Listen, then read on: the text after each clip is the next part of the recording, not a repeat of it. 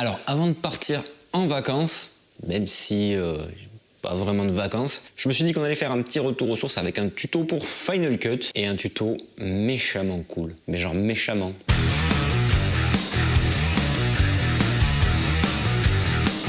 Et salut à tous les amis, c'est François pour la chaîne Explique-moi encore. Je suis ravi de vous retrouver pour la dernière vidéo de cette saison Explique-moi encore. Avant de laisser tout le monde se reposer un petit peu, prendre des vacances. Et avant de démarrer cette vidéo, je vous recommande vivement de rester jusqu'à la fin parce que je vais vous parler d'un projet qui est hyper important pour moi, que j'ai commencé il y a un petit moment déjà et qui va voir le jour très prochainement et qui, je pense, va beaucoup vous intéresser. Et puis aussi, on se tient au courant hein, sur Insta. Il y aura des petites stories, des machins, il y en a déjà pas mal. Donc suivez-moi sur Insta. Il y a toujours des choses sympas à regarder. Alors comme vous avez pu le voir dans l'intro, le tuto d'aujourd'hui va se porter sur cet effet d'écriture néon qu'on peut voir pas mal sur Insta ou sur les différents réseaux sociaux. D'ailleurs l'ami Hardisk avait fait une vidéo là-dessus mais sur Premiere. Ici on va utiliser Final Cut. Parce que oui, Premiere gère cet effet en natif. Final Cut, il va nous falloir un plugin. Et avant de me pourrir dans les commentaires, oui c'est un plugin payant, il coûte 30 balles. Et je ne suis pas payé pour vous le dire, je sais pas une vidéo sponsorisée, je toucherai rien si vous achetez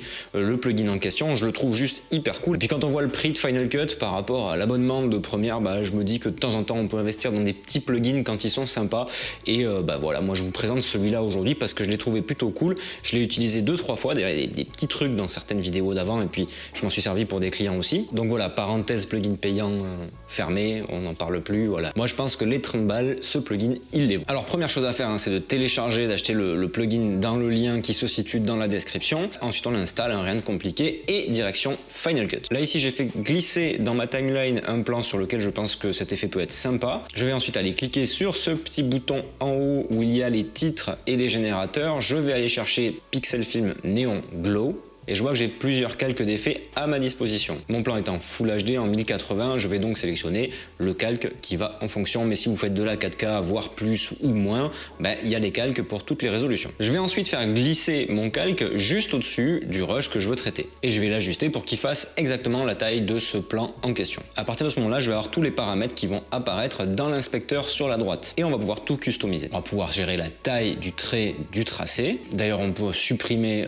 le tracé sur une image si on veut recommencer ou s'il nous convient pas, en cliquant ici. On va pouvoir également modifier la couleur, ainsi que l'intensité du néon, hein, de la brillance, de la puissance, on va dire, de l'éclairage, entre guillemets, qui est produit par ce trait. Une fois que j'ai choisi parmi tous ces paramètres celui qui me plaisait, je vais plus avoir qu'à dessiner image par image l'animation que je veux créer, un petit peu comme un dessin animé au final. L'avantage c'est que si on se sert à la base de plans qu'on a directement pour entourer des choses ou pour surligner des silhouettes, on n'a pas besoin d'avoir des talents particuliers de dessin, il suffit de suivre. Là en l'occurrence je le fais avec ma souris, on peut le faire aussi avec une palette graphique, je pense que ça serait beaucoup plus efficace. Et ensuite à l'aide de la flèche de droite sur le clavier, on va pouvoir avancer image par image et il va falloir dessiner image par image notre petite animation. Si jamais vous vous trompez ou que vous vous loupez sur votre dessin, il n'y a pas de souci. On peut effacer des parties du dessin en gardant appuyé la touche commande et en cliquant tout simplement à l'endroit qu'on veut effacer. Autre chose, si on veut rajouter une couleur, on va tout simplement aller chercher un nouveau calque qu'on va faire glisser là aussi par-dessus le premier. On modifie la couleur dans les réglages et c'est parti, on fait une deuxième couleur, un deuxième élément. Il faut savoir aussi que sur un calque, vous pouvez a posteriori modifier des éléments. C'est-à-dire que si au départ on a fait du vert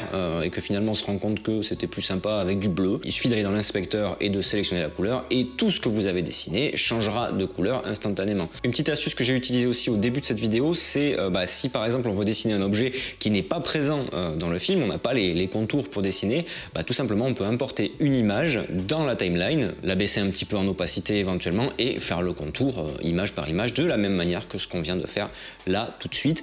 Et c'est toujours aussi simple, il suffit de repasser les contours et de pas dépasser. C'est les coloriages, c'est non, tu ne dépasses pas, tu fais ton trait là.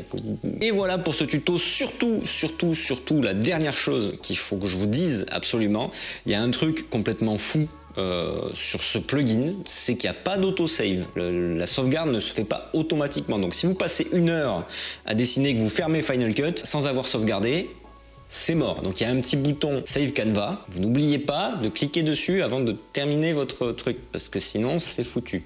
Voilà, je comprends pas encore qu'aujourd'hui, en 2019, tous les logiciels, plugins, n'aient pas une autosave, parce que ça n'a pas l'air très compliqué à faire. Mais bon, voilà, vous le savez, surtout pensez à sauver, à enregistrer à la fin. Et voilà, on est arrivé à la fin de ce tuto. Maintenant, on va parler, vous et moi, de quelque chose de très important. Je suis en train de créer une formation pour Final Cut, une formation en ligne, une formation pour bien débuter sur Final Cut avec énormément de contenu dedans, avec vraiment tout ce qu'il vous faut pour ne rien louper dès le départ. Et puis les petites astuces que moi je mets en œuvre au quotidien, hein, puisque je suis sur Final Cut tous les jours. Cette formation, elle sera payante, elle sera pas chère, elle sera accessible compte tenu de la quantité d'informations qu'il y aura dedans et la quantité de ressources qu'il y aura dedans. Je me suis servi vraiment de mon background de prof pour la construire, pour avoir un truc hyper pédagogique, hyper simple, hyper facile à mettre en œuvre. Et j'espère que vraiment ça vous plaira. C'est la première fois que je fais un truc vraiment payant pour le coup, mais vu le temps que ça m'a déjà demandé et que ça va encore me demander, c'était compliqué pour moi de le faire gratuitement.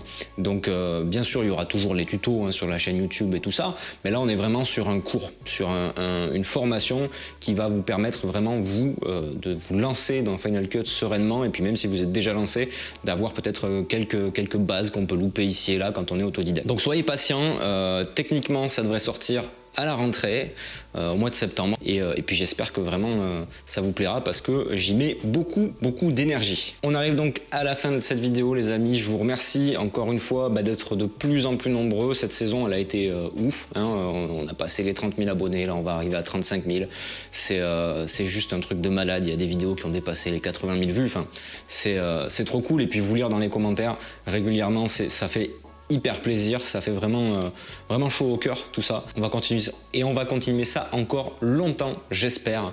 Voilà, malgré la quantité de taf que j'ai niveau vidéo, je vous oublie pas. Et bien sûr, si cette vidéo vous a plu, on n'oublie pas le traditionnel coup de blaster sur le pouce en l'air qui se situe en dessous de cette vidéo. On partage la vidéo, on s'abonne si c'est pas déjà fait. Et puis comme d'habitude les amis, surtout, même pendant l'été, restez curieux et à très bientôt pour une prochaine vidéo.